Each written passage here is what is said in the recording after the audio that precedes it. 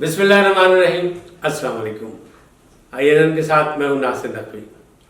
आज का मौजू ज़बान ज़द आम है कि तलाल चौधरी वहाँ क्या लेने गए थे, रात की तारीकी में कौन सी तंजीम शादी करने गए थे वो, और क्या वो पहली दफ़ा गए थे। बहुत सी बातें हो चुकी जिसके मुंह में जितनी बातें आई वो कर दी, लेकिन आपको मैं हकीकत से आगाह कर रहा हूँ, इसलिए कि मेरा वादा है आपसे गैर जानिबदाराना अंदाज में मैं आपसे गुफ्तगू करूँगा। मैं किसी पार्टी का स्पोकमैन हरगिज़ नहीं। तलाल चौधरी गए वहाँ और उनके पुराने ताल्लुकात हैं। ताल्लुकात किससे हैं? MNA साहबा से। MNA साहबा कौन है? जिनके मियाँ कैंसर के मरीज़ थे और उनके वफ़ात के बाद उन्हें पाकिस्तान मुस्लिम लीग नून ने बाकायदा टिकट दिया और वो MNA बनी। ये साल 2 साल से इनके ताल्लुकात थे, लेकिन आजकल कुछ मामलात गड़बड़ थे। ये हादसा क्यों पेश आया? माजी के ज़राए ये बता रहे हैं कि वो उनका आना जाना 12 बजे से पहले होता था, इसलिए कि उस कॉलोनी में 12 बजे के बाद आना मेहमान का एक किस्म का ममनू है। इश्क ममनू नहीं है, आमद ममनू है। अब लोग कह रहे हैं इश्क पर जोर नहीं, इसलिए रात को वो चले गए। उनका पहला बयान था कि उनको फ़ोन आया कि बहुत तंजीमी मामलात हैं, बड़े ज़रूरी, तो आप तशरीफ़ ले आए, इसलिए मैं वहाँ गया। लेकिन जो वाक़यात हैं वो उनके बयानात से बिल्कुल टैली नहीं कर रहे। बयान यही था कि उनको फ़ोन करके बुलाया गया। अगर फ़ोन करके बुलाया गया तो फिर ये मामला क्यों हुआ, कि उनकी मरम्मत क्यों हुई, उन्हें पसपाई क्यों हुई? अगर उनको बुलाया गया तो मेहमान के साथ तो ये सलूक नहीं किया जाता। इतलात ये कह रही है कि उनको मना किया गया था कि आप अपना आना जाना कम कर दें, लेकिन वो बाज नहीं आए। बहुत पहले से उनके यानी एक पार्लियामेंटेरियन की हैसियत से भी उनके ताल्लुकात थे, दूसरा पाकिस्तान मुस्लिम लीग के रहनुमा की हैसियत से थे। अब कहाँ हैं? जो कुछ हुआ वो हुआ और इसमें सुलह भी होगी। दोनों फरीक ये कह रहे हैं कि सुलह होगी। फयाजुल हसन चौहान जो सूबाई वज़ीर इत्तलात हैं वो ये कहते हैं कि अगर कुछ भी नहीं हुआ तब भी इन दोनों पे मुकदमात बनेंगे और बनने चाहिए। क्यों बनने चाहिए? वो कहते हैं 1-5 पे जो कॉल की गई है दोनों फरीक की तरफ से की गई है, तो वो अगर फेक कॉल है तो फिर 29D के मुताबिक उन पर पर्चा बनना चाहिए। और दोनों कॉलें जो हैं वो फेक नहीं हो सकती, एक तो असली होगी जिसमें जो कुछ भी कहा गया। पहली कॉल जो गई वो तलाल चौधरी साहब की तरफ थी और उन्हें कहा कि इलाके में कोई डकैती हो गई तो जल्दी से आ जाए। दूसरी कॉल खातून की तरफ से गई, वो खातून खाना है। लेकिन हालात बता रहे हैं ऐसी बात नहीं है। नंबर 1 तो फ़ोन कॉल के हवाले से रिकॉर्ड मौजूद है। तलाल कह रहे हैं कि उनका मोबाइल जो है वो दूसरी पार्टी के पास है, लिहाजा उसको बरामद किया जाए। ताहम मसला इतना उभर गया कि दोनों सुलह कर ली और दोनों रूपोश हो गए। तलाल कहाँ है? तलाल पहले फैसलाबाद के एक हॉस्पिटल में दाखिल हुए, लेकिन ज़रबें बहुत ज़बरदस्त थी, लिहाजा डेंटिंग पेंटिंग की ज़रूरत पड़ी तो किसी बड़े शहर का, तो उनके कज़न मनान साहब उन्हें लेके आए जो डिफेंस में जिन्हें दाखिल कराया। जब सुबह हुई तो वहाँ भी सिक्योरिटी का मामला बन गया, इसलिए कि लोग उनकी इयादत करने आने लग गए। अब अगर मामला होता कि सीढ़ियों से गिरे थे जो उनका पहला बयान था, तो फिर लोग इयादत करने आते और उनको चाहिए था कि वो मिलते, लेकिन मामला ये नहीं था। जब उनका डॉक्टर्स ने मुआयना किया तो ये बात वाज़ेह हो गई कि सीढ़ियों से नहीं गिरे, और अगर गिरे भी तो उनको घसीट के खींच के गिराया गया। लेकिन बात इससे भी आगे थी, उन पे जिस्म पे इतनी ज़रबें थी कि वाज़ेह हो गया कि मामला कुछ और है। अब कहाँ हैं?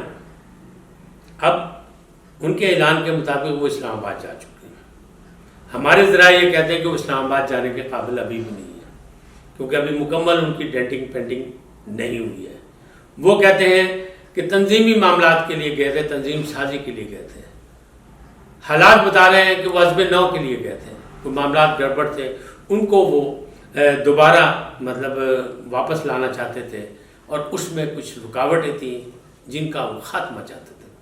हुआ क्या, जब ये रात की तारीकी में वहाँ पहुँच गए और तो इनकी खातिर तवाज़ा पहले MNA के साहबजादे ने की, जिसकी उम्र 20-22 साल है।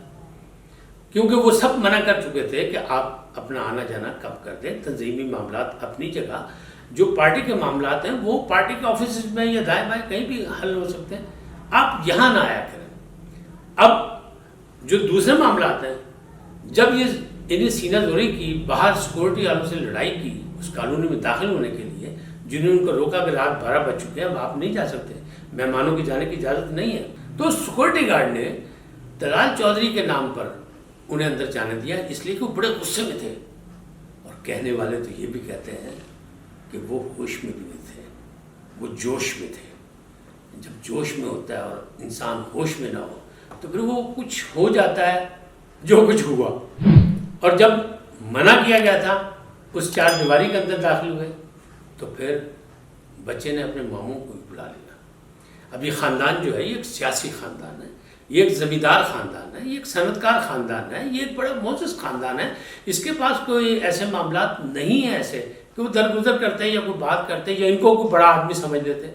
لیکن طلال چودھری صاحب چونکہ جارحانہ انداز میں گفتگو کرنے کے عادی ہیں اور مسلم لیگ نون کے جلسوں میں خطابات میں ان کو شاباش دی جاتی ہے مریم نواز کی جانب سے، شہباز شریف صاحب کی جانب سے اور نواز شریف صاحب کی جانب سے، لہٰذا ان کے حوصلے بڑے تھے، لہٰذا وہ جوش میں آگے سے آگے بڑھتے چلے گئے، اور جو کچھ ہوا وہ سب کے سامنے تماشا بن گئے۔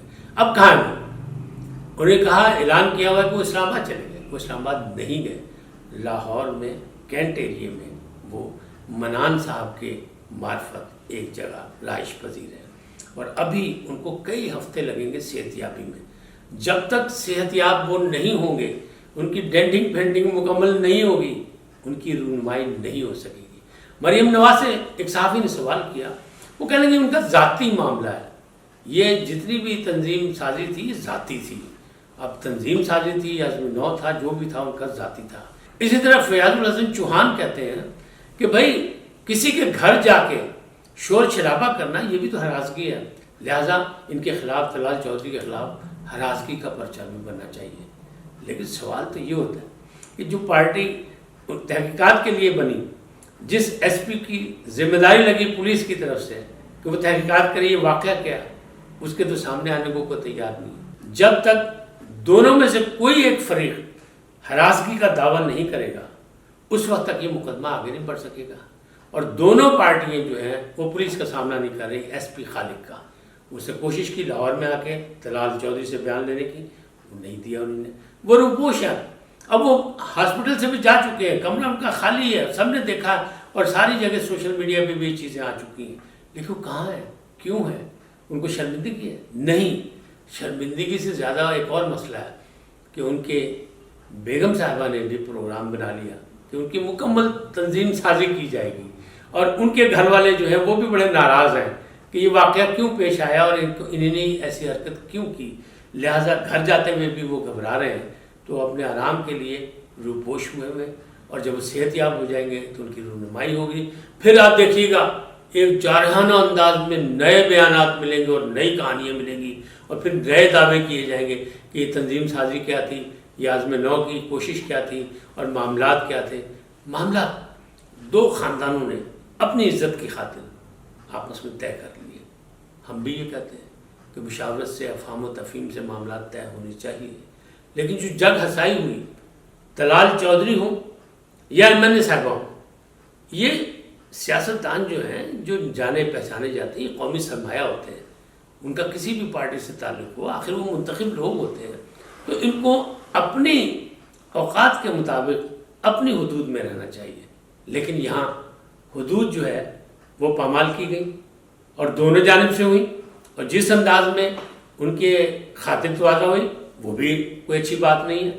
تو اب طلال چودھری ہی بتائیں گے کہ ان کا کیا جواب ہے، یہ ہوا کیا، یہ تنظیم سازی تھی یا عزم نو تھا، وہ چاہتے کیا تھے، مستقبل کی ان کی منصوبہ بندی کیا ہے، کیونکہ ان کے لیڈر مریم نواز نے کہہ دیا ان کا ذاتی معاملہ ہے۔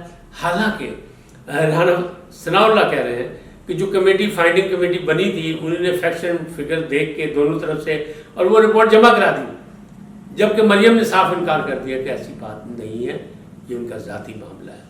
اچھا، ذاتی معاملہ کسی کا بھی، جب ایسی شخصیات ہوتی ہیں تو وہ ذاتیات کے محدود نہیں رہتی، وہ سب کی ہوتی ہیں، لیڈر سب کا ہوتا ہے، چاہے کوئی اس کا مخالف ہو چاہے اس کا حامی ہو. اس لیے کوئی لیڈر لیڈر ہوتا ہے, کوئی پسند کرے ووٹ دے نہ دے وہ ایک الگ بات ہے, لیکن اصل حقیقت تو یہ ہے کہ جو لیڈر ہے وہ عام آدمی نہیں ہوتا.